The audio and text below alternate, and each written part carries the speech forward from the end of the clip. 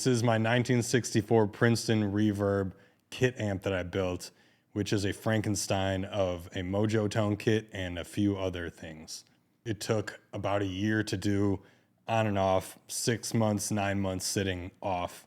But every detail is done, it's finished, and I'm really excited to share it with you. I built this amp because Mike Perez told me this is the sound of 80% of recordings you've ever heard in terms of like classic records, especially from the 60s and 70s. This amp is the sound of those records. And since I'm building a studio and didn't want to buy like 5 or 6 amps to begin with for all the different sounds, I figured might as well go with this. So I'm a heck of a guitar player, I'm really a producer, but I wanted the right tone for the studio, or one that would work for a lot of things. This amp is super versatile. My friend Max came over, he's a much better guitar player than I am, and we recorded a bunch of him playing, and we'll share that with you.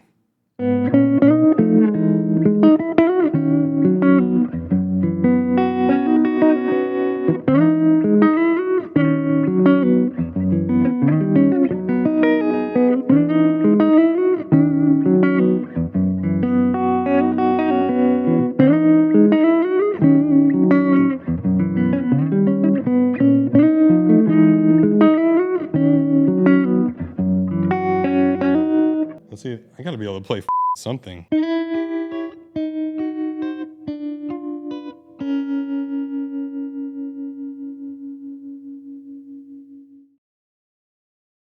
This amp ended up sounding exactly how I wanted to. It sounds like many classic records. Another thing about this kit and about building your own amp is you can tweak details. And the more details I tweak up on it, the closer it gets. So classic rock, classic blues, you really get that nice slap without it being too low-endy, muddy, or too sharp and trebly on the top end.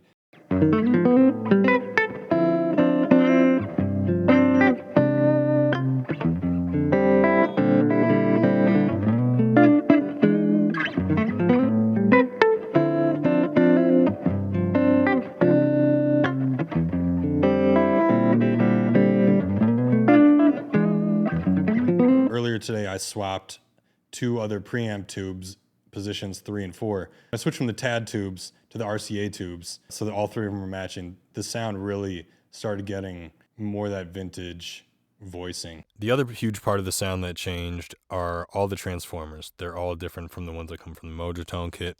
The power transformer is by Hammond. It's a 290AX. That's standard Princeton power transformer. The output transformer, this is by Sour Sound, and the reverb transformer is by Mercury.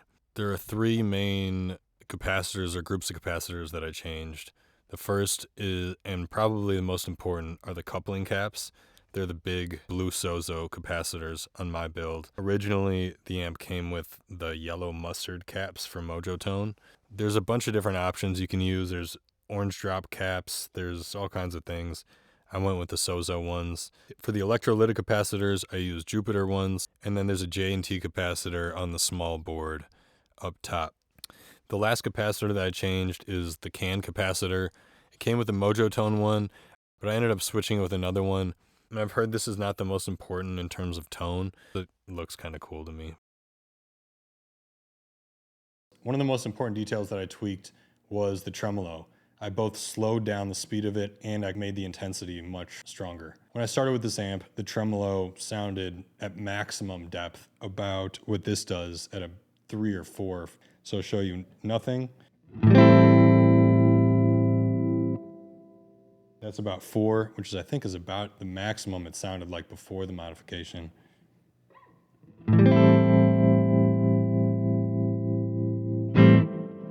At 10 now, the signal will fully disappear.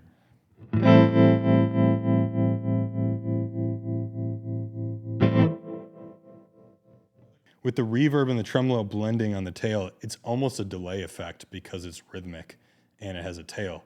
Even though it's not a copy of the notes I'm playing, it extends the sound rhythmically, which functions similar to a delay. Also, the speed has been changed, so you could tell already it's slower than the original, but here's the slowest I have it at. It might be fun to go even slower, but here's what I have it now.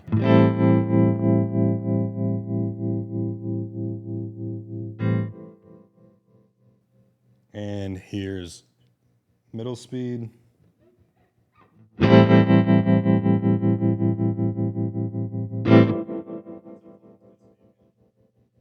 Here's the fastest speed of a full intensity.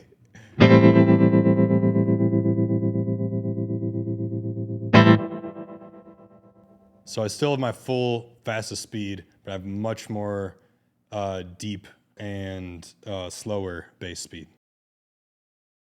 Also on this amp is a Jupiter 10LC speaker made in the US here as a paper voice coil, and it really brings out the vintage tone. It has a nice balance between bright and dark and enough low end but not a booming amount. If you want a very dark low end forward tone, this is probably not the speaker, but if you want a very classically voiced Fender sound, they make amazing speakers. So was it worth it to build this? Yes, for me it was. Not for everybody. You have to like building stuff. Don't do it just to save money. It's not cheap. It's still, I definitely spent over $1,000 building this amp, probably closer to $1,500 building this amp.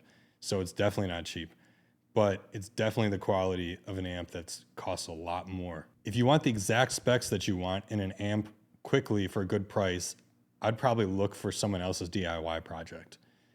Buy it and then modify it to exactly how you want it, assuming it's working already. Don't buy someone's non-working project. At that point, might as well do it all yourself.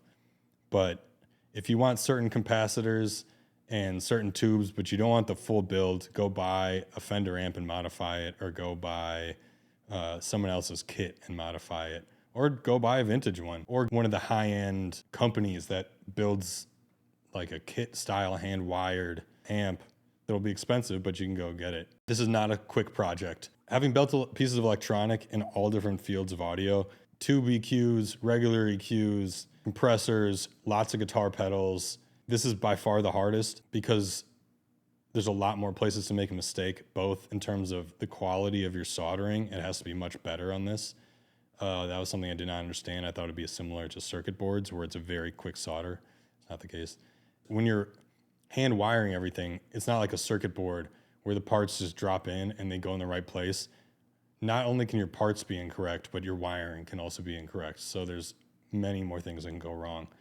And things are more finicky and touchy on these hand-wired tube amps, just in terms of basic connections and signal routing and stuff like that. So it's an amazing learning experience. The amp really does sound that amazing to me, but I did not finish this amp. I built this amp, I got it loosely working, and then online I found a tech who works at Fender who was willing to take a look at it and fix up the details that I didn't have correct. What I didn't have correct mostly was solder joints with the solid core vintage style wiring.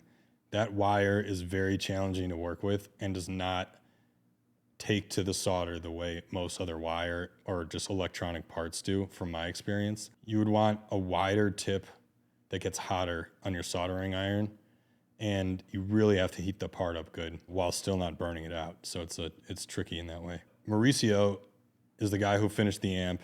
He's a great tech. He added 3 things and changed 1 circuit. So he reworked my tremolo circuit because it was never fully working correctly.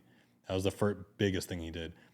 Second, he added grid resistors for the phase inverter and for 2 other power-related section things. And then the last thing he did was just touch up my solder joints. He said I made almost no real mistakes, but the amp still wasn't working correctly. So that's a lot of just experience of working on these a lot.